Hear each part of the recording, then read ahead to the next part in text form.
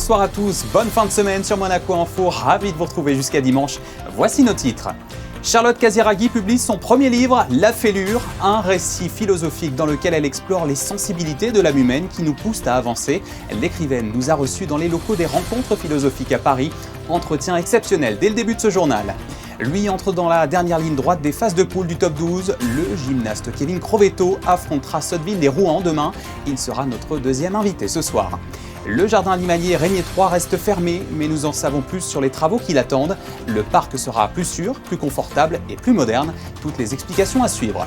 Enfin, c'est l'une des nouveautés de l'agenda culturel. Après Le Petit Prince, le Théâtre des Muses présente La Raison du plus fou. Le titre parle de lui-même, les premières images à la fin de ce journal. Mais avant de développer ces titres, cette information du Palais qui nous est parvenue ce matin, nous avons appris qu'Olivier Wenden vient d'être nommé directeur de cabinet du prince Albert II. Il succédera à compter du lundi 2 mars prochain à Christophe Stener qui occupait ce poste depuis le 4 septembre 2023.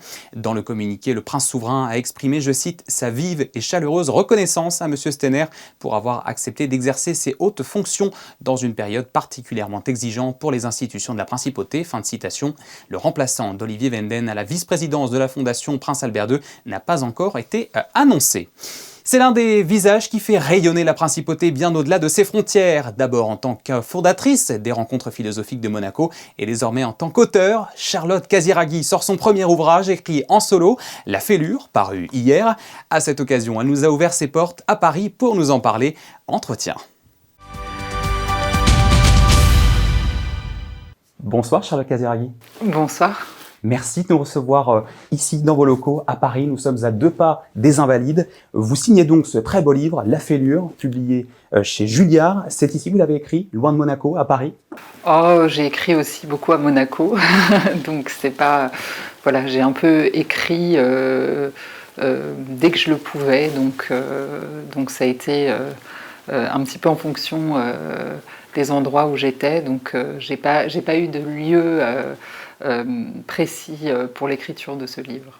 C'est un cheminement, votre livre, on va le comprendre, un cheminement aussi là où vous l'écrivez. Je le disais en plateau, c'est donc votre premier livre en solo. On se souvient en 2018 de L'Archipel des Passions, coécrit avec votre mentor, le philosophe Robert Maggiori. Avant d'entrer pleinement dans l'univers de ce nouvel ouvrage, d'où est partie l'idée de vous lancer dans sa rédaction et qui plus est, seul pour la première fois? C'est vrai que j'ai écrit mon premier livre avec Robert, donc à 4 mains.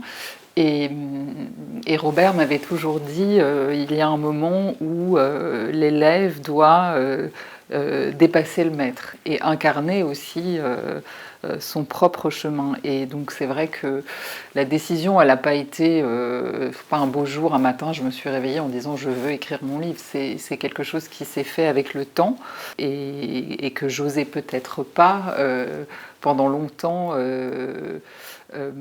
assumer peut-être d'écrire seul un livre et ça a été voilà, un processus qui m'a amené vers ce geste-là que de signer mon propre livre.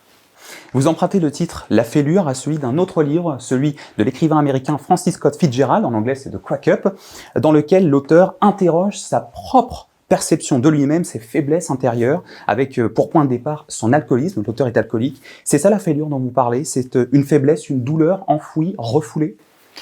Alors la fêlure, c'est plutôt quelque chose qui est pas forcément visible au premier abord. C'est une cassure légère, mais qui n'est pas une rupture. Donc on peut quand même fonctionner avec une fêlure. Donc c'est pour ça qu'il est facile de la dissimuler et parfois on ne se rend pas compte soi-même des endroits où nous sommes plus fragiles. Mais par contre, la fêlure, si on appuie dessus, à cet endroit-là, il y a effectivement le risque de casser. Et je crois que nous avons tous des fêlures, mais qui ne se sont pas forcément situées au même endroit.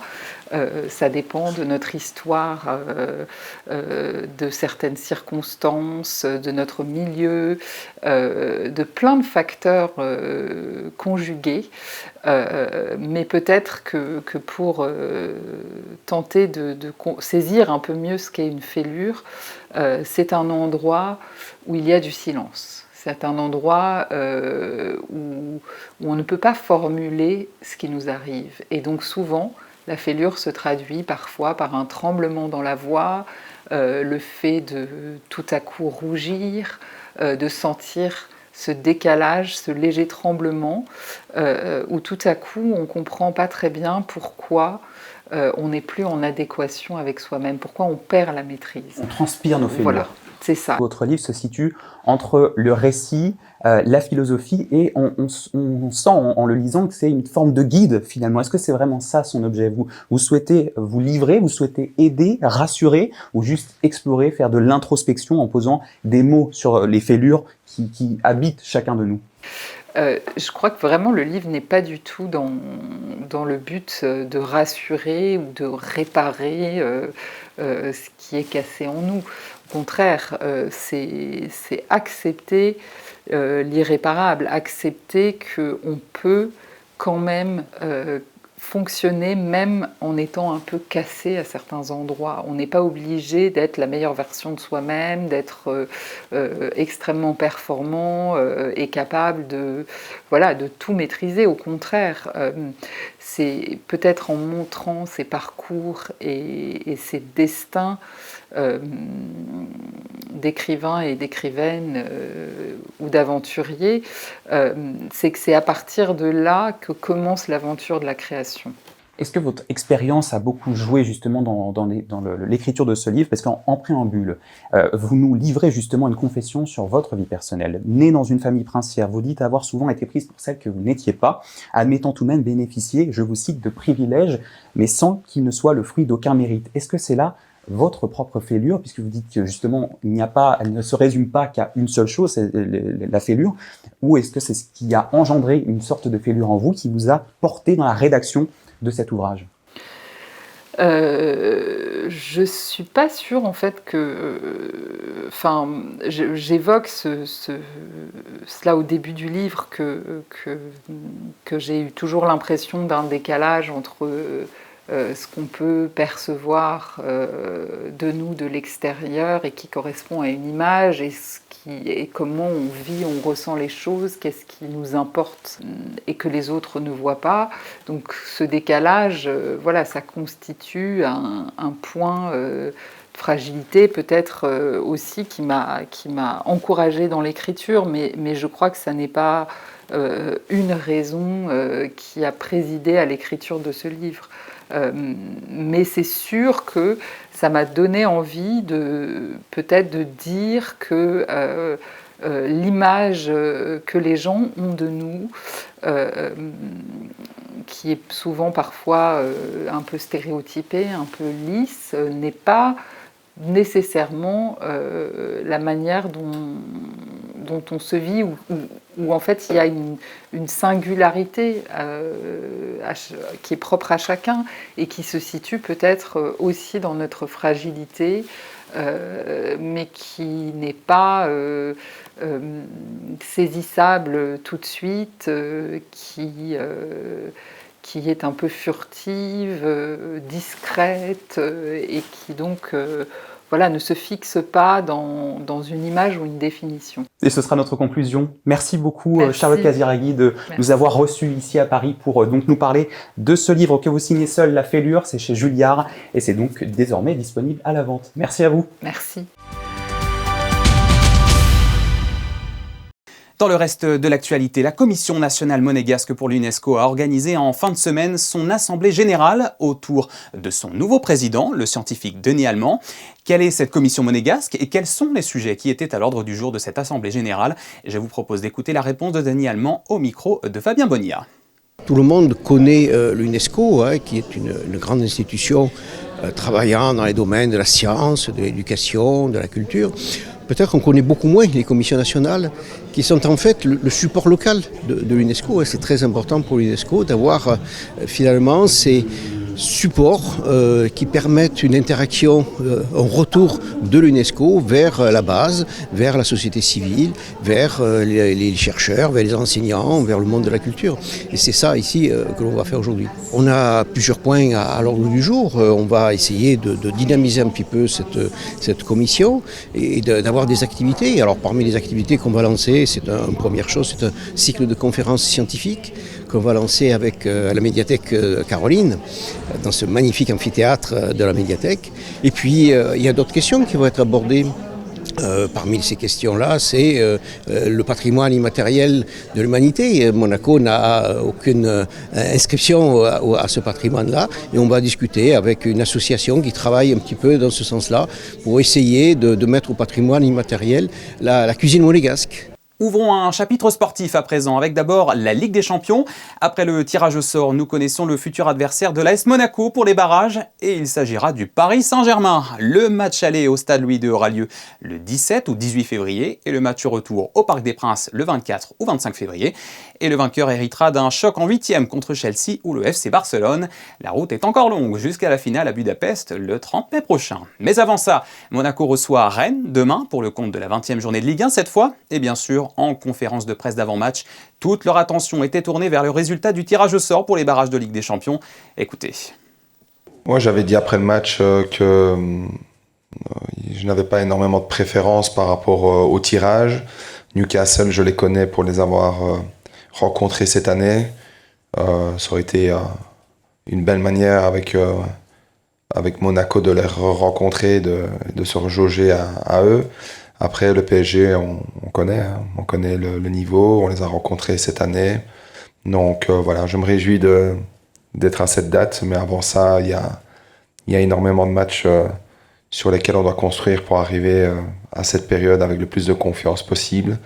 Et on sait que c'est un match aller-retour, et pour moi, tout est jouable. Le fait d'affronter une équipe française, je pense que c'est pas ce qu'on attendait le plus. On aurait aimé peut-être Newcastle, mais le fait d'affronter le PSG, on va se préparer pour ça et faire le maximum. Je pense que sur le papier, ça risque d'être eux les favoris. Après, nous, mentalement, au sein du club, on sait qu'on a tout pour gagner. Du coup, on va continuer à travailler et préparer ce match comme il faut.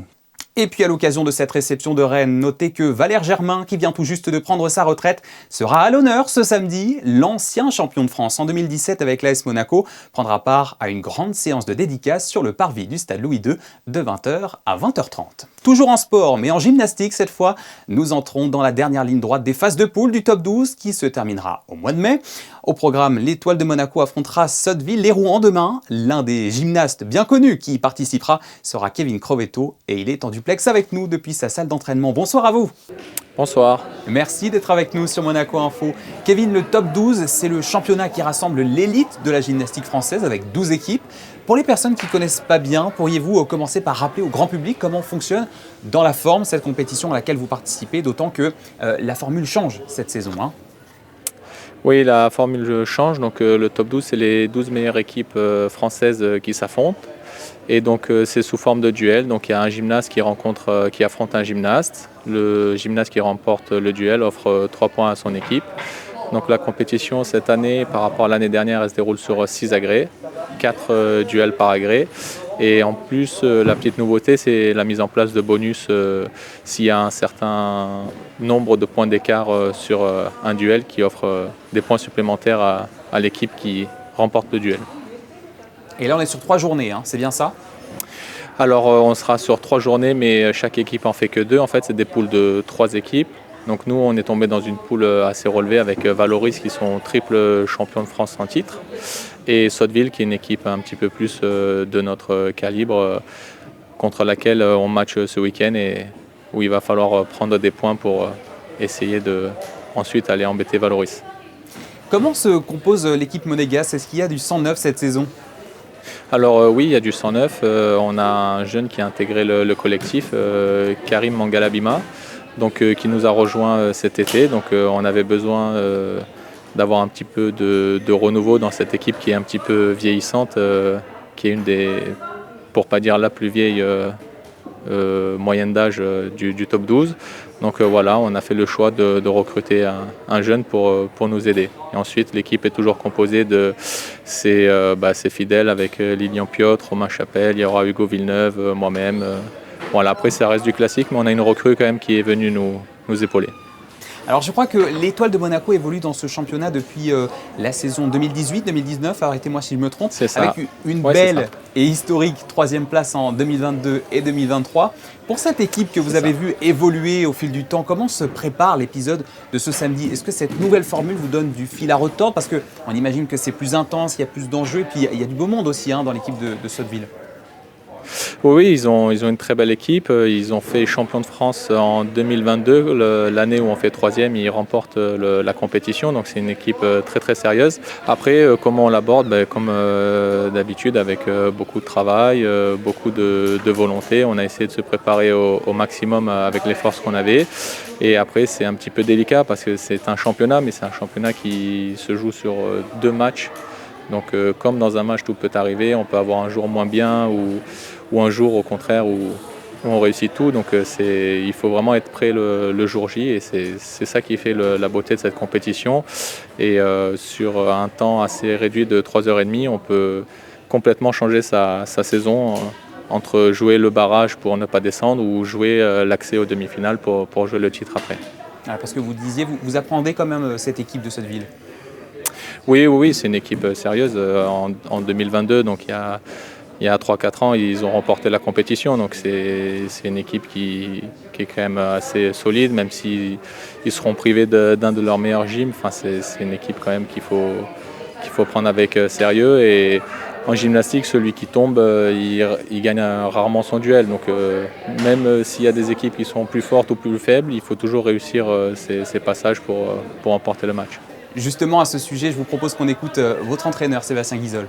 C'est des matchs très difficiles, il y a beaucoup d'enjeux, c'est très très lent. On est dans une poule où c'est abordable. On est 3. Le match contre Sotteville va être très très important pour la suite de la compétition. Sur le papier, c'est très très ouvert, c'est très jouable. En revanche, on tombera à domicile contre Valoris, qui est le triple champion de France, donc ça va être plus difficile. Ils ont une très très belle équipe. Là, la compétition, comme toutes les compétitions, c'est quand même assez ouvert et on compte beaucoup sur ce match. Il va falloir être présent, on n'a pas le choix. On l'a entendu, Sébastien Guizol, lui, a envie d'y croire. C'est votre cas aussi, vous êtes confiant en conclusion? Bien sûr, on est toujours confiant. Un match, ça reste un match. On part conquérant, on y va pour essayer de gagner chaque duel et chaque rencontre. Après, même si on sait que parfois il y a des adversaires qui sont un petit peu supérieurs à nous, mais on commence toujours un match pour le gagner, quel que soit l'adversaire. Voilà ce que l'on pouvait dire à l'approche de cette rencontre avec Sotteville et Rouen dans le cadre de la suite du top 12 de gym. Merci beaucoup, Kevin Crovetto, d'avoir été avec nous sur Monaco Info. Merci à vous. Traversons l'Atlantique. Les États-Unis accueilleront prochainement plusieurs grands événements sportifs, comme entre autres la Coupe du Monde de football en 2026 ou les Jeux Olympiques d'été à Los Angeles en 2028. Pour cette raison, les investissements dans le sport connaissent une croissance fulgurante dans le pays, y compris en Formule 1. Miami, Austin, Las Vegas, 3 grands prix américains figurent désormais au calendrier. Le moment est donc opportun pour la diplomatie monégasque de réaffirmer l'excellence de la principauté dans cette discipline. Dans ce contexte, Maggie Macario-Doyle, l'ambassadrice de Monaco aux États-Unis et au Canada, participait hier à un forum international sur le thème de la diplomatie sportive, avec de nombreux sujets abordés par des invités de marque, dont le président de la FIFA et l'ambassadeur de Bahreïn aux États-Unis. Maggie Macario-Doyle a résumé au micro de notre correspondant Bastien Bory le message qu'elle souhaitait faire passer lors de cet événement. Écoutez. C'était pour nous une opportunité extraordinaire de pouvoir parler d'un moment d'un événement iconique de la principauté qui est le Grand Prix de Monaco, une histoire qui n'est pas toujours connue du public et souvent d'expliquer plus en profondeur ce que le Grand Prix de Monaco représente pour nous économiquement, diplomatiquement, mais aussi de raconter que c'est une continuation de l'excellence au travers des différents Grands Prix qui se tiennent en principauté chaque année. Il est facile actuellement pour un pays d'acheter sa place dans le calendrier de Formule 1, mais ce qui ne s'achète pas, c'est la continuité, le fait que vous bâtissez quelque chose sur la durée. Depuis 1929, la principauté offre au monde entier un événement global qui est bien ancré dans un lieu, dans l'histoire et dans la fiabilité. Pour un petit pays de notre taille, cette continuité est importante parce qu'elle est non seulement une tradition, mais elle est aussi ce qu'on appelle un instrument de soft power. Retour à Monaco, nous en parlions cette semaine. Le jardin animalier Régnier 3 reste fermé toute l'année 2026 pour permettre aux travaux de sécurisation de la falaise de se poursuivre. Cette intervention prépare également un projet de modernisation pensé pour le confort et le bien-être des animaux, tout en revoyant l'expérience des visiteurs. Vanessa Dessy et Jean-Alexandre Dordet se sont rendus sur place pour mieux comprendre comment tout cela va fonctionner. Le jardin animalier Régnier 3 restera fermé au public tout au long de l'année 2026, le temps de mener d'importants travaux de sécurisation de la falaise qui le surplombe. Ces opérations cruciales pour la sécurité des animaux et des équipes visent également à préserver l'écosystème naturel du site. On est fermé maintenant depuis presque 18 mois, donc pour des travaux de sécurisation de la falaise. Donc on a pris du temps parce qu'on a voulu privilégier aussi tout ce qui est faune et flore sur la falaise, qui sont protégés pour avoir un impact le moins dérangeant possible. Donc là, la campagne est en train d'être effectuée, la moitié a déjà été faite. Donc jusqu'en milieu d'année 2026, il y aura des travaux de consolidation et de sécurisation de la falaise. Globalement, les animaux ne sont pas impactés dans la mesure où ils ont tous des bâtiments qui sont sécurisés. Donc les espèces les plus sensibles, on les enferme l'après-midi et on leur ouvre une fois qu'ils ont fini. Et sinon, il y a quelques espèces qui ont été déplacées dans le parc, mais il n'y a pas eu d'impact significatif pour eux. Une fois cette phase achevée, le jardin animalier entamera un vaste projet de modernisation. Les espaces seront mieux adaptés aux besoins des pensionnaires, tandis que le parcours de visite sera repensé pour offrir au public une expérience plus immersive dans des infrastructures confortables et respectueuses de l'environnement. On a profité de cette année de fermeture pour mettre au point un beau projet de modernisation. Donc en fait, l'idée, c'est pas de faire venir beaucoup de nouvelles espèces, mais de loger encore mieux toutes les espèces qu'on a. Donc en fait, il y aura des cohabitations qui seront mises en place, des grands volumes, des parcs qui seront repensés. Tout ce qui est circuit visiteur et confort de visite sera également amélioré et avec de belles surprises. Et voilà, donc on espère que ça commence bientôt. Donc voilà. Toutes les étapes des travaux et du futur projet de modernisation sont planifiées en fonction du bien-être des animaux. Les interventions éviteront les périodes de reproduction et limiteront l'exposition au bruit, afin que les pensionnaires du jardin animalier Régnier 3 ne soient ni dérangés ni stressés. À l'agenda culturel maintenant, un nouveau spectacle. Le Théâtre des Muses propose La raison du plus fou, une pièce qui montre que la folie et la raison ne se trouvent pas toujours là où on les attend. Céleste Nuckelmann et Alexandra Paolini sont allés à la rencontre des deux artistes qui incarnent sur scène les célèbres philosophes Denis Diderot et Jean-Jacques Rousseau. Regardez, c'est impressionnant. Franck Mercadal, auteur de la pièce, s'est lancé un pari fou. Faire rencontrer deux personnages historiques avec des personnalités totalement différentes dans une pièce de théâtre moderne. Cette pièce, c'est ma première pièce que j'ai écrite et c'est la rencontre entre Rousseau et Diderot. Alors pourquoi Rousseau et Diderot ? Parce que je voulais traiter une histoire d'amitié qui se déroule mal finalement. C'est ça que je souhaite, que Grégory et moi souhaitons faire, c'est surprendre les spectateurs au travers de deux pensées de philosophes très importantes. Meilleurs amis hier, frères ennemis aujourd'hui, Jean-Jacques Rousseau et Denis Diderot se retrouvent dans un face-à-face tumultueux, une véritable joute verbale où les deux hommes, grands philosophes du XVIIIe siècle, s'affrontent à coups d'humour, de sarcasme et d'idées autour d'un jeu d'échecs. Quand j'ai reçu le texte, c'était tellement dense, il y avait tellement d'idées philosophiques, de points de repère historiques. Je lui ai dit, mais voilà, en fait, je pense qu'il faut amener le spectateur à faire ce que j'ai fait, c'est-à-dire à replonger dans les détails. Et comme ils vont être un peu paumés très vite, parce que le texte il est très dense, j'ai eu l'idée de casser ce qu'on appelle le quatrième mur et de parler directement aux gens et de leur dire, bon voilà, en fait on en est là de l'histoire, il se passe ça, et donc on va faire des allers-retours sans arrêt entre le public, le passé, le présent, et surtout l'idée c'était que ces deux personnages, Rousseau et Diderot, ces deux amis, vont se confondre avec les deux comédiens, Franck et Grégory, donc on va plus savoir au bout d'un moment qui parle, est-ce que c'est le comédien ou le personnage. Durant plus d'une heure, les spectateurs découvrent que la pensée philosophique de ces deux esprits majeurs de l'époque des Lumières résonne étonnamment avec notre époque. Liberté d'expression, libre pensée, place de l'individu dans la société, des débats vieux de plusieurs siècles, mais plus actuels que jamais. C'est reparler des Lumières, du mouvement des Lumières, et plus particulièrement au travers de cette pièce-là, de souligner l'importance de l'altérité. La pièce montre que même étant ennemis, eh bien, Rousseau comme Diderot, eh bien, ils ont besoin d'une personne en face qui savent les faire réfléchir et qui puisse faire élever leurs pensées. S'il y a un message à faire passer, c'est reprenons le temps de débattre calmement et posément. En tournée dans toute la France, La Raison du plus fou est à découvrir dans l'ambiance intimiste du Théâtre des Muses jusqu'au 1er février. N'hésitez pas à venir nous voir pour réviser vos cours de philosophie, mais effectivement sous un angle différent, vous allez redécouvrir Rousseau et Diderot. Voilà, c'est le... J'allais le dire. Voilà. Voilà, et n'oubliez pas que la pièce Le Petit Prince se joue également demain samedi et dimanche. Voilà pour l'actualité de ce vendredi, c'est la fin de ce journal. Dans un court instant, vous retrouverez Alexandra Pani pour vos prévisions météo. Ensuite, ne manquez pas l'après-JT, consacré ce vendredi à la classe Ulysse du collège Charles III. Je vous propose de nous laisser sur un retour en images de l'entraînement sportif du skieur français Léo Anguenot, de passage à Monaco ce matin, qui a ensuite rendu visite à Valentin Vachereau pendant son propre entraînement. Les clichés sont signés Stéphane Dana. Merci de nous avoir suivis. A tout de suite pour l'après-JT.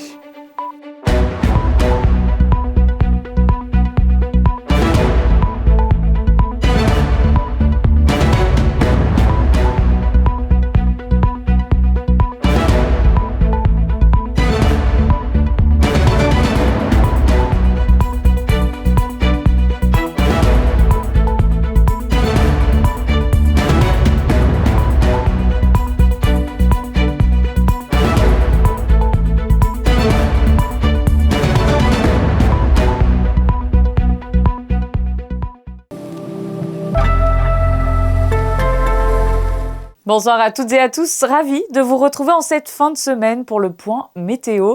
Pour ce samedi 31 janvier, il faudra s'attendre à une journée nuageuse. Les températures se situeront entre 8 et 13 degrés. Le soleil se lèvera à 7h46 précisément et se couchera à 17h41. Et n'oubliez pas de souhaiter une excellente fête au Marcel. Bonne soirée à vous sur Monaco Info.